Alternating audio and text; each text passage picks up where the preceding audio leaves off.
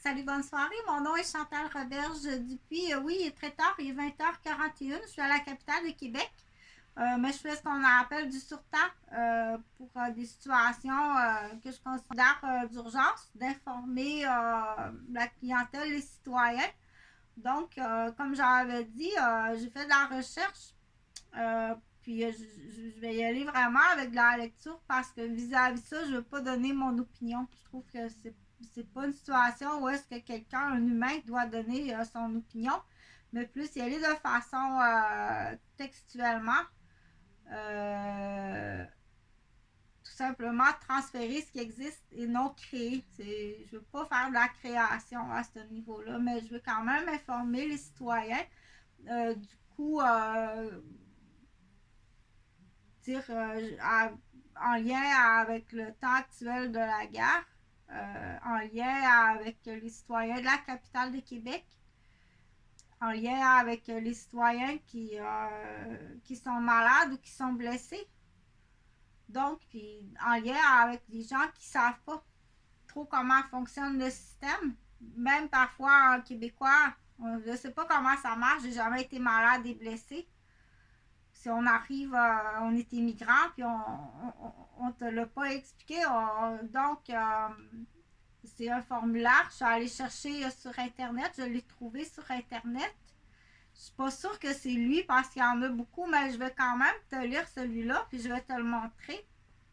Puis tout est dans la façon de l'expliquer aussi, de le lire, même si c'est un formulaire, tout est dans la façon, dans l'intonation aussi. Dire, quand on fait la lecture, quand on parle, l'intonation qui est utilisée, on dit est-ce que c'est fâché, est-ce que c'est triste, est-ce que c'est drôle, est-ce que c'est informatif, est-ce que c'est accusateur, est-ce que c'est aidant. Donc, il faut déterminer, ça prend un bon orateur qu'on parle, qu'on dit. Quand on parle, ça prend un bon orateur. Tu m'expliques quelque chose qui est sérieux, informatif, avec des tons d'accusation, comme si j'étais quelqu'un de coupable et criminel. C'est pas juste une maladresse. T'es pas faite pour ça. Change de job. OK? T'es vraiment très... quand la personne ne sait pas être un bon oratoire, puis que son travail, entre autres, c'est de parler, d'informer, il faut changer de job. C'est très grave, tu fais beaucoup de mal quand tu fais pas ça comme faut. Ou c'est voulu. Ou c'est voulu, tu veux faire du mal. Ou, ou t'es pas faite pour ça. Parle pas. T'es pas faite pour ça, parle pas. Fais autre chose dans la vie. Parce que c'est pas là, après coup, les gens qui sont pas bons vont dire OK, ouais, mais je pense que t'as un problème de persécution. Je te parle, puis tu me dis que. OK, donc, non, accepte pas ça. Puis pour être au Québec, pour dealer avec des Québécois, c'est vraiment difficile présentement. Il faut faire attention parce que je ne veux pas non plus d'être accusé de quelqu'un qui critique continuellement sa province. Mais pas de ce côté-là. Mais ça, n'importe qui peut faire un téléphone puis dire à peu près n'importe quoi. Si la personne qui prend l'appel a décidé, c'est la bonne équipe ce soir, à moins de petite erreur, vous téléphonez, puis ça peut aller jusque sur de l'espionnage de vidéos comme ça. OK? Donc, c'est très délicat. Qu'est-ce que je fais? Je dois réfléchir, je dois faire attention. Je le fais pour ma clientèle à Québec, mais je le fais aussi pour d'autres personnes. Je ne suis pas rémunérée. Non, je ne suis pas rémunérée. Je ne veux pas parler de moi parce que ça va prendre trop de temps de minuterie. Là. Donc, je vais te lire un formulaire pour la situation actuelle que moi, je juge, puis que je dis que, comme j'ai expliqué aujourd'hui sur d'autres vidéos, qu'il y a des gens qui sont blessés, déjà qui sont blessés ou qui sont malades. Je veux dire, avec la situation de la guerre, il faut être capable de faire une auto-évaluation avec des outils que tu vas chercher, de t'auto-évaluer C'est comme une blessure, dire aïe aïe, mon bras me fait mal. Ah, ça se peut pas, je suis tombée dans l'escalier. Donc, la première chose, je vais auto-évaluer mon bras moi-même. Et après, qu'est-ce que je vais faire avec mon bras là? J'ai fait une auto-évaluation, mais je vois bien qu'il y a de quoi qui cloche. Je vais demander à mon ami à côté, regarde mon bras, qu'est-ce que t'en penses? Oh là là, mais je pense qu'il faudrait aller voir le docteur, voir passer une radiographie si c'est cassé. Et puis là, le docteur va décider à partir de la photo du rayon X si c'est cassé, s'il faut mettre un plâtre. Et puis après coup, quand ils enlèveront le plâtre, il va falloir faire de la physio et puis tout ça. Mais qu'est-ce qui va arriver pendant tout ce temps-là? Je ne pourrais pas travailler, je ne pourrais pas écrire, je ne pourrais pas utiliser mon bras. Donc là, ça prend de l'aide des services. Mais comment ça? Je suis tombée dans l'escalier. Oui, mais la marche était toute défoncée là. C'est stupide, là, il faut réparer ça. La marche est toute défoncée. Donc, du coup, je me fais mal au bras en tombant. Je me foule la cheville, c'est peut-être même cassé. C'est une histoire de cas. Mais pour faire le comparatif, la même chose, fais ton auto-évaluation de ta blessure, de ton mal, de ton stress, de ta douleur, de ta peine, de ton deuil, de ton désespoir, de tout ce que tu vis en ce moment. Hein. Déjà, avec toute l'historique de ta vie, qu'on n'a pas à juger que ça en est trop, mais ça fait mal, ça se peut pas. Donc, la même chose, fais ton auto-évaluation. Si tu es capable d'aller chercher de l'outillage sur Internet, des livres, dire où est-ce que j'en suis, je fais une auto-évaluation. C'est comme les seins, hein, ton auto-évaluation des seins, du bras, donc de ta situation. Et là, moi, je t'ai trouvé une feuille qui s'appelle, mais je vais aller vérifier comme il faut. C'est une feuille qui est faite par Service Santé et Services sociaux du Québec. Donc, le numéro, c'est le DT 9300. Donc, tu peux l'utiliser pour toi ou l'utiliser pour quelqu'un de ton entourage, de ta famille, un collègue, quelqu'un que tu côtoies. Ou, donc, tu peux lui dire que ça existe, ce formulaire-là. Exactement comment l'utiliser, je regarderai après, mais je veux t'en faire la lecture. Comment l'utilise, qui l'utilise, comment l'utiliser, puis qui l'utilise. Je te dirai après, mais je veux que tu saches que ce formulaire-là existe, puis parfois on dit juste comme à le lire. Déjà, ça va être du coup préventif. On prévient, fais attention, c'est pas le temps là d'embarquer ce stress-là par-dessus ça. Là. C'est vraiment pas le temps d'embarquer du stress par-dessus ça. Puis, c'est pas le temps. Là. Ça serait trop. Donc, cette feuille-là, le DT 9300, Santé et Services sociaux du Québec, c'est une feuille. Son titre, c'est Consultation en santé mentale, psychiatrie adulte ou au guichet d'accès en santé mentale adulte. Quand on dit au guichet d'accès, c'est-à-dire au comptoir de la clinique ou au comptoir du bureau du docteur, ou le guichet d'accès de la travailleuse sociale, ou le guichet d'accès, c'est-à-dire que c'est là où tu as le numéro de téléphone ou la porte qui t'arrive à un bureau qui vont pouvoir t'aider et te transférer au bon département pour t'aider ou aider la personne, ton ami qui est à côté. Donc, attention, consultez les alertes cliniques au verso. Ne pas utiliser ce formulaire pour un usager dangereux ou non collaborant. Donc, la langue souhaitée par l'usager pour l'évaluation, français ou anglais. C'est coché et je te montrerai le formulaire.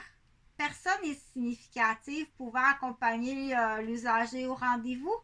Tu dois marquer le nom, le numéro de téléphone. Étape 1. Ça, c'est bien important. Tu peux utiliser ça comme ça pour... bon, l'étape 1.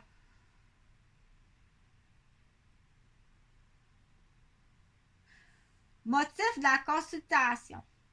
L'étape 2. les tableaux cliniques. L'étape 3, priorité clinique selon l'atteinte fonctionnelle. Après ça, impression diagnostique et renseignement clinique obligatoire.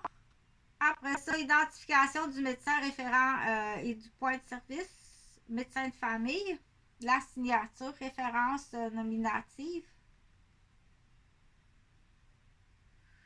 Consultation en psychiatrie adulte ou au guichet d'accès en santé mentale adulte, le dossier de l'usager. OK? Donc, mais écoute les questions. Parce que ce formulaire-là, après coup, je vais aller voir de quelle façon il est utilisé, qui l'utilise. Parce que le but, moi, c'est sûr que mon but, c'est de prévenir. C'est comme dire, voici le feuillet, comment faire l'auto-examen des seins pour déceler tôt cancer du sein. C'est pas pour prévenir. Prévenir, ça sera un autre feuillet. Mais si jamais tu trouves une masse, donc c'est la même affaire. OK? Donc, le motif de la consultation, il me semble que j'ai une petite bosse. OK? Donc, l'évaluation du diagnostic. Les recommandations thérapeutiques. Consultation au guichet d'accès à santé adulte. Accès aux services de nature sociale ou psychologique.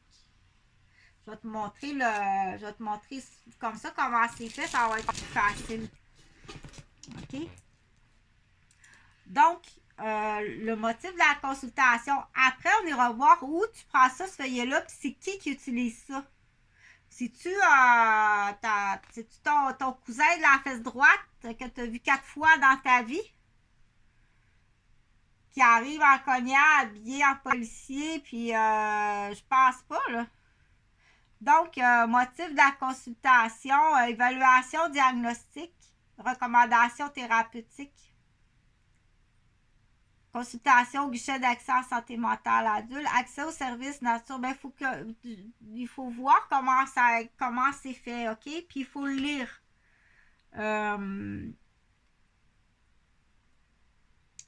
Tableau clinique. Ça, d'après moi, là, c'est. Je vais aller voir qui utilise la feuille, OK? Donc, ça, qui remplit ça, puis qui l'utilise? Est-ce que ça peut être, mettons, ton conjoint, ta conjointe a dit nomme Lita. Je vais aller chercher la feuille d'été 9300. Je vais marquer mon nom là, puis on va aller voir le docteur ensemble au C3S. On va aller voir ton docteur. Donc, motif de la consultation, évaluation diagnostique, recommandation thérapeutique, consultation au guichet d'accès en santé mentale adulte, accès aux services de nature sociale ou psychologique. Le tableau clinique. Donc, dépression récurrente ou réfractaire au traitement à dose optimale. L'autre petit carré ici, c'est trouble anxieux réfractaire au traitement à dose optimale. Là, il en manque beaucoup, là, parce que il en manque beaucoup. Hein. Moi, je suis très critique, là, mais ça, c'est un tableau clinique de base. Là. C'est trouble anxieux réfractaire. Bon, ben, ça pourrait être aussi nouveau trouble anxieux. C'est tout nouveau, là. Il n'y en a jamais eu. C'est la première fois que ça arrive, là. Trouble anxieux réfractaire ou trouble anxieux subitement déclaré suite à un stress d'origine. Puis là, il peut y avoir bien des origines. Okay? Donc ici, il faut que le docteur il te pose des bonnes questions. Enregistre, on est rendu, je pense qu'il faut tout enregistrer. Là. OK? Parce que lui, il va te cocher ça vite, là, il veut faire de l'argent, lui. Il veut peut-être pas nécessairement, comme l'autre tableau, éteindre le feu, trouver l'origine, puis éteindre le feu, OK? C'est pas un trouble anxieux réfractaire, là. La personne n'en a jamais eu, elle est en très bonne santé, par le 40 ans, elle vient d'être violée par un policier dans sa garderie, là. Puis elle a des menaces, puis une ceinture autour du cou. Puis un maniaque qui l'appelle au téléphone. T'as beau y dire, là, mais lui, il va cocher ça, puis il veut faire de l'argent, il veut juste se débarrasser de toi, là. C'est probablement son ami. Du coup, il y a un maniaque là, qui dit t'es-tu capable de me dessiner ça? Trouble de comportement ou de l'humeur associés à des troubles cognitifs. OK, es-tu capable de me dessiner ce mouton-là? S'il te plaît, dessine-moi ce mouton. Ça, c'est très facile à fabriquer. C'est là je vais aller chercher une feuille tantôt, dire le maniaque criminel qui fabrique ça, lui. Il fabrique ça, lui. Il fabrique des TPL. Il a fait disjoncter, autrement dit. As-tu fini de la faire disjoncter? Il a fait pleurer. Il est tout petit déjà, puis il a fait pleurer, puis il a fait fâcher. OK? Donc, surveillez celui-là, là. Quand il grandit, jusqu'où ça va. Ça coûte cher à Chris. Troubles de comportement ou de l'humeur associés à des troubles cognitifs. Premier épisode psychotique ou de manie psychotique, ben là, il faut vérifier si elle n'a pas eu du GH dans son drink au café, à la cafétéria. Si elle n'a pas eu un acide dans son hot dog. Si elle n'a pas eu un crocodile dans son spaghetti. Puis si elle n'a pas eu un tribal qui appelle dans son yogourt. OK? Il en manque beaucoup. Des questions, docteur. Psychose ou manie? Prérequis. Puis bilan de base. Ah, ça, c'est des histoires prise de sang, tout ça. Il en manque beaucoup. Des questions. C'est très général, c'est vite fait. Puis en plus, donc, mais c'est comme ça que c'est fait. OK? Mais normalement, il devrait poser d'autres questions. TDAH chez l'adulte, réfractaire ou atypique. Quand il veut être chieux, le docteur, moi je le connais quand il est gentil, puis je le connais quand il est chieux. Gariepi. Toxicomanie, comorbidité avec troubles psychiatriques. Il va fabriquer ça. Il fabrique ça, lui. Il fait de l'argent. Mais c'est juste pour vous montrer que du coup, c'est pour dire soyez prudents, là. Faut être prudent. Parce que lui, s'il en coche 2, là, il en coche 3. Il veut faire de l'argent, il va aller en voyage, il va manquer son voyage avec Chantal.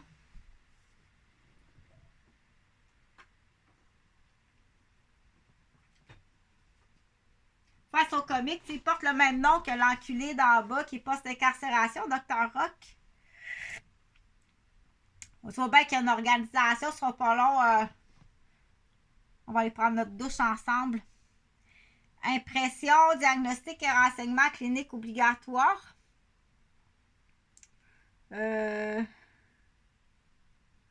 Identification du médecin référent et du point de service. Médecin de famille, médecin référent, usager, médecin de famille. C'est pour que tu saches que ça existe. Tu as toutes les chances de ton côté. Pardon. Consultation en psychiatrie adulte ou au guichet d'accès à santé mentale adulte, dossier de l'usager, antécédent, facteur de stress actuel, histoire pharmacologique, donc les molécules, dose maximale, efficacité, effets secondaires, démarche psychosociale antérieure et actuelle, attente du patient, problème de dépendance, situation discutée avec le médecin spécialiste répondant en psychiatrie MSRP. Sécurité. L'usager ne présente pas de risque immédiat pour lui-même et autrui. Là, ici, là, c'est important. Là. C'est pas mal. Pourquoi tu y fais mal? Qu'est-ce que vous avez à faire mal aux citoyens? Un 4 fois petite comme toi. Tu veux y casser les bras. Tu veux plus qu'elle soit capable de faire les lunchs pour ses enfants, là, puis tu projettes déjà d'adopter sa... Tu projettes déjà d'adopter la petite fille, le couple d'homosexuels. Motivation. Motivé avec la collaboration active et constante. Check ça ici, là, si t'as pas quelque chose, là. Ambivalent. Avec peu de motivation. Sinon, motivé, travailler sa motivation avant de référer. Si jugé dangereux pour lui-même ou autrui, diriger l'usager aux urgences. Sinon, collaborant, on va enlever les deux feux des deux homosexuels là, qui veut adopter la petite fille quand la mère et le père sont plus capables de s'en occuper. Donc, c'est prémédité. Tu t'en vas en prison longtemps, je vais te le dire tout de suite. Joins tout autre document pertinent à la consultation. Oui, c'est pas un 189, c'est un 360 eux autres.